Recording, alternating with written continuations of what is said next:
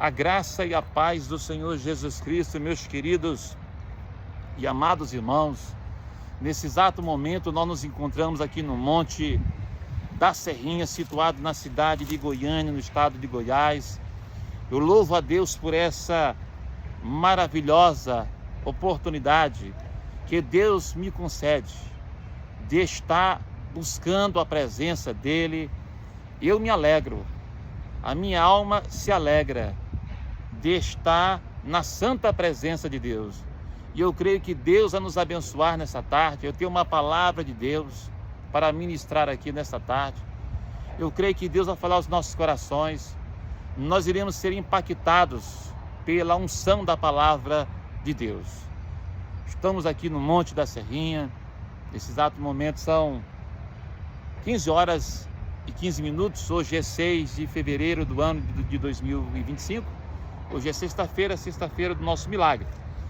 Estamos com a nossa Bíblia aberta numa segunda carta escrita pelo apóstolo Paulo, a 2 Coríntios, capítulo 4, versículo 16.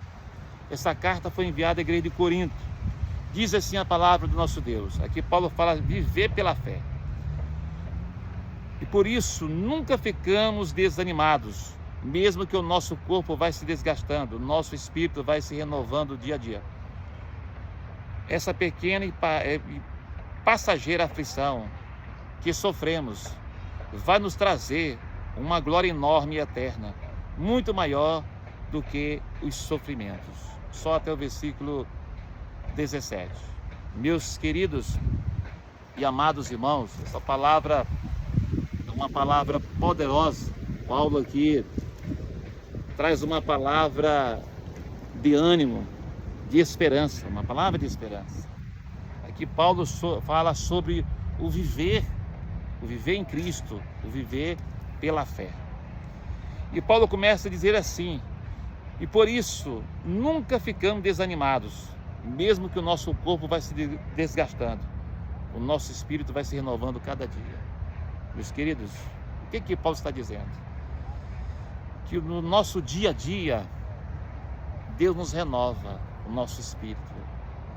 E no nosso dia a dia, nós desgastamos o nosso corpo por causa da luta, por causa da aflição, às vezes por causa da doença, às vezes também na obra de Deus. E vale a pena você se desgastar fisicamente em prol de uma causa justa e boa, que é o Evangelho de Cristo.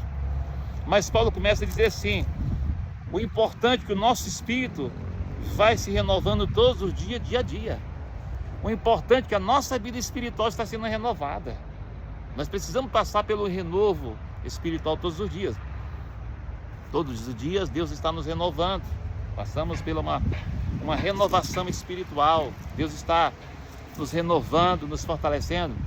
No capítulo 12, de uma outra carta escrita pelo apóstolo Paulo aos Romanos, capítulo 12, o versículo 1 diz assim: portanto, meus irmãos, por causa da grande misericórdia divina, peço que vocês se ofereçam completamente a Deus como um sacrifício vivo, dedicado ao serviço e agradável a Ele. Esta é a verdadeira adoração que vocês devem oferecer. O que Paulo está dizendo?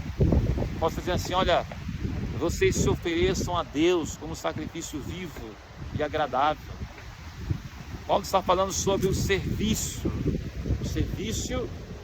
espiritual, ou o sacrifício diante da presença de Deus.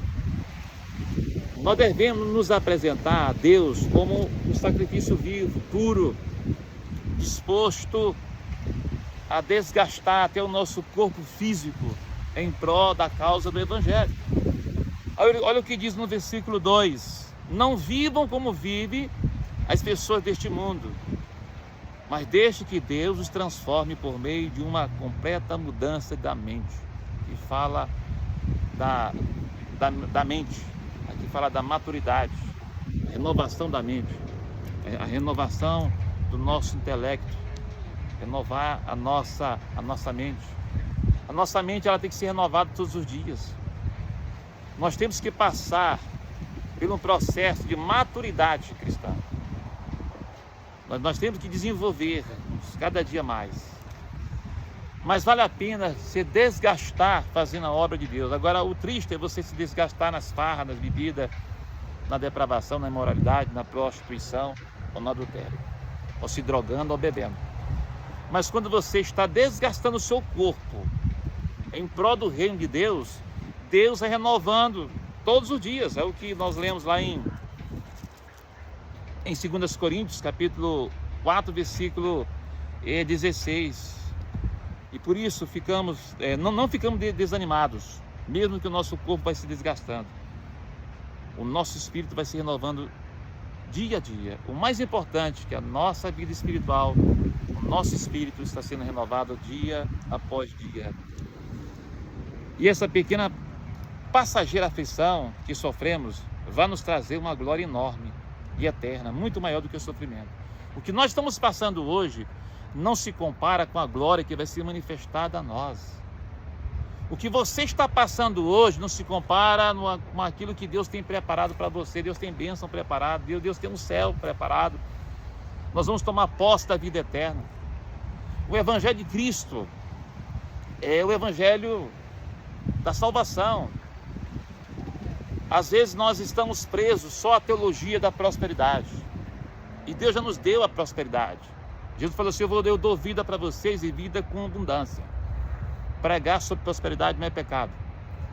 Mas não pode ser a base do cristianismo, a base da nossa fé não está só em prosperidade. A nossa base aqui é Cristo. Jesus é o alicerce. E a visão aqui é reino. A visão aqui é salvação. Nós temos que pregar a teologia da salvação. Não essa teologia de uma vez salvos e pronto.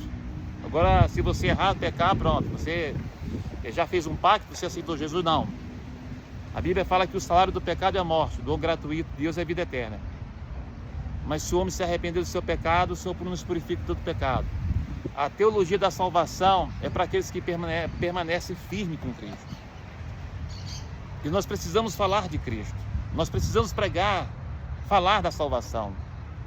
Nós precisamos ensinar, discipular as pessoas e falar que a salvação é importante. Porque, infelizmente, nós estamos vivendo os dias onde as pessoas estão pregando mais prosperidade, pregando mais sobre cura. Eu ministro muito sobre cura, é o meu ministério. Tenho um ministério profético, mas eu valorizo muito a questão da salvação. A gente tem que falar da salvação, a gente tem que falar que Cristo salva, Ele liberta o homem. Agora, a prosperidade, nós já recebemos ela quando nós aceitamos Jesus. Os benefícios é um pacote. Quando você aceita Cristo, você recebe a prosperidade. Deus vai te honrar, vai te abençoar. Deus vai abrir as portas. Ele vai te prosperar da maneira que você se esforça com o seu trabalho, com os seus negócios. Deus vai fazer. Agora, o que Paulo está dizendo aqui?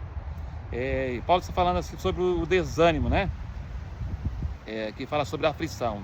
Ele fala assim, no versículo 16 do capítulo 4, por isso não ficamos desanimados. O que acontece? Tem pessoas desanimadas, cada luta, cada perseguição. Você está passando por luta, você está se desgastando emocionalmente, psicologicamente, fisicamente, não preocupa. Deus nos renova cada dia. E nada se compara com a glória que vai ser revelada a nós. E que glória é essa? Jesus vai se revelar a nós. E vai ser muito bom naquele dia Deus falar assim, olha, minha serva, você foi fiel, você passou por tanta luta, por tanta aflição, mas você não negou meu nome, você permaneceu firme, você estava aliançada, você estava dentro do projeto de salvação. Esse é o maior projeto que nós temos que pregar, a salvação. Não importa o que você está passando. No Salmos 34, versículo 19, diz assim, que as aflições dos justos são muitas, mas é o Senhor que traz o livramento, é o Senhor que traz o refrigério, que traz a solução, meus queridos. Nós temos que pregar esse evangelho da graça, salvação. Hoje, infelizmente, em algumas igrejas não se fala mais em salvação. Se fazem tanta campanha. A campanha das 7 portas, a campanha da 7ª unção, a campanha das portas abertas. Mas dificilmente você vê uma campanha, a campanha da salvação, a campanha para restaurar almas, a campanha para vidas e aos pés de Cristo e aceitar Jesus como Salvador. Infelizmente, em alguns altares não se ministra mais, não se prega mais sobre salvação. Mas eu quero vos falar algo nessa tarde. Jesus está voltando e nós temos que pregar essa visão teológica, que é a visão da salvação. Essa visão aqui é boa, a salvação. E eu quero te abençoar nesse exato momento. Não importa o que você está passando, se você está desgastando seu corpo na obra, o importante é que tenha uma recompensa. Se você não receber a recompensa aqui lá no céu, você vai ser abençoado por Deus. Glorioso Deus, nosso Pai, te damos graça por essa oportunidade de estar na presença do Senhor. Eu louvo a Deus pela salvação, Pai. Eu louvo a Deus por ter essa oportunidade de dizer que eu sou liberto, que o Senhor me resgatou. Porque a salvação, nós temos que preservar ela todos os dias. Nós temos que permanecer firme para não perder ela, para não perder essa graça, para não perder esse acesso aos céus. Pai, abençoa teu povo nessa tarde. Libera os milagres, libera a restauração, a libertação. Vai de encontro agora com a salvação desta alma. Essa pessoa precisa de Jesus. Essa pessoa precisa confessar Jesus como Senhor e Salvador de sua vida. Abençoa a nossa nação, salva essa nação. Tem muitas pessoas que precisam ser salvas, Pai, libertas nessa nação. Abençoa a nação de Israel, abençoa as demais nações.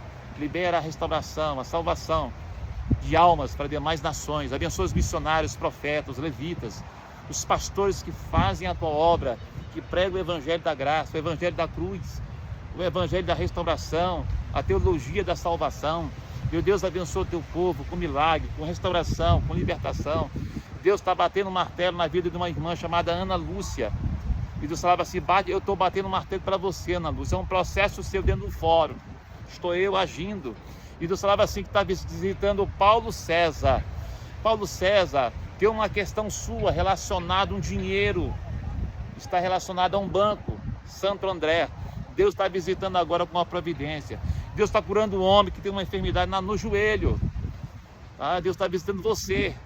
Você é de São Paulo, Deus está visitando você, está curando aí em nome de Jesus. Que Deus libera as bênçãos sobre o teu povo nessa tarde. Abençoa as nossas vidas, abençoa a minha esposa, as minhas filhas. Abençoa todas as famílias representadas nessa tarde. Sejam todos abençoados, agraciados por Deus. E não esqueça de uma coisa: a salvação é um dom de Deus, é um presente que nós temos que preservar. Conserva a salvação. Sejam todos abençoados. Até mais, meus queridos.